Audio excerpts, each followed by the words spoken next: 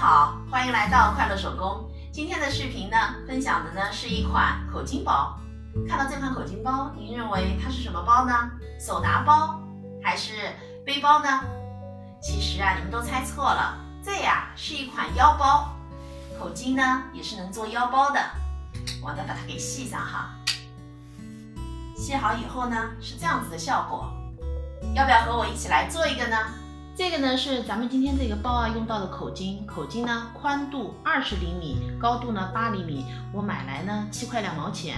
今天这个口巾包呢是3片式的口巾包，这个呢是主体，这个呢是两侧哈。我呢在面子上烫了180克的铺棉，那么里子、面子各一份。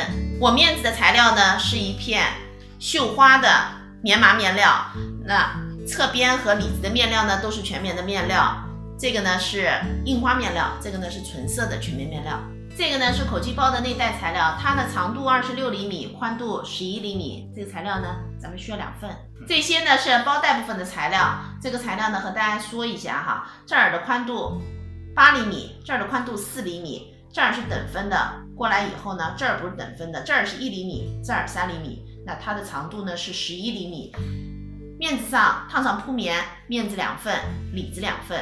这个呢是一个织带哈，织带的宽度呢是2.5厘米，然后我们需要一个日字扣，日字扣的宽度呢也是2.5厘米。咱们呢还需要这样子的一个包扣，接下来呢我们就可以开始制作了。首先呢我们来制作包带部分，我呢剪了2根织带哈，这根织带长度呢25厘米，这根织带的长度呢35厘米。我们把织带夹在这2个材料的中间，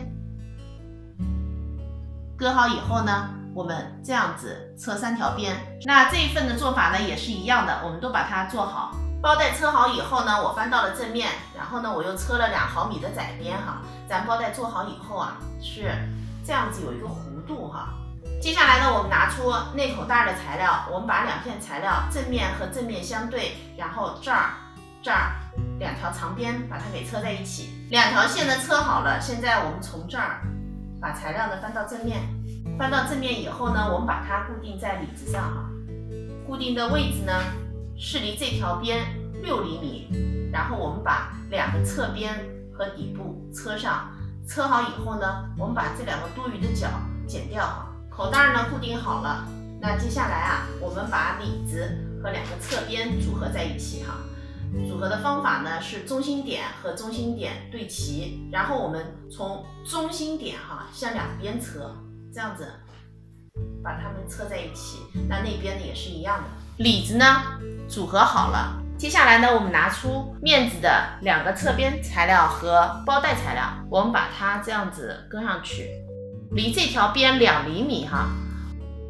我们这样子车条线，这样子车条线。包带固定好以后呢，咱们拿出面子的这片材料哈，我们也是和里子一样哈，从中心线向2边车。我们把这3片面料组合起来，面子呢组合好了。